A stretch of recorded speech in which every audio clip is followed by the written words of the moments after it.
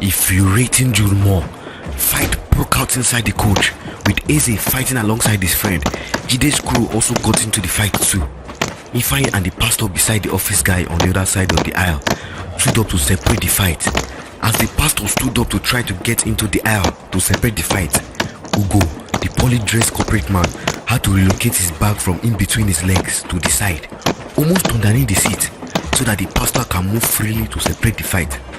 The breakout fight between Jude's crew and Jide's crew had intensified. There was a lot of pushing and mouths bleeding.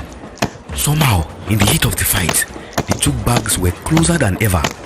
Unfortunately, the bags were identical. There was a banana on top of it with a white shirt underneath. Both Ugo's bag and Ifeanyi's bag had the same content. As the fight seemed to end, Ugo dragged the bag and put it in between his legs. Ifeanyi also dragged the bag back to his side of the aisle. Ifeanyi was so tempted to eat one or two of his uncle's banana, but he knew what that would lead to. The hunger was getting unbearable. Fortunately for him, they were close to their bus stop soon. Ifeanyi alighted at Oshodi stop as the train continued the journey. Ifeanyi got on a bike, but before that, he saw an elderly lady selling fried yam and akara by the side of the road. He bought a few and munched on the road as he moved the bag from his right hand to the left hand. He couldn't remember the bag being this heavy when they got into the train, but he pushed the thoughts to the back of his mind. His mind was on what his uncle's wife cooked for the evening. He got home, had his bath and thought about his tomorrow and called Funke. By the time he got home, by some weird twist of fate, his uncle was home before him. And as soon as he saw him, he screamed at him, asking why it took him so long to get home, asking about the bananas. Ifeanyi rushed in, apologizing. Their two-bedroom flat was built in such a way that it is the kitchen first, with a room in front of it, then followed by another room before eventually getting into the living room. His uncle had seen him from the living room and had begun the rant as he was about to enter the house. He dropped the bag in the kitchen and picked up the banana. His hand rubbed against the white shirt underneath the banana, which seemed dirtier than he thought it was, and what seemed underneath seemed like it was not grainy.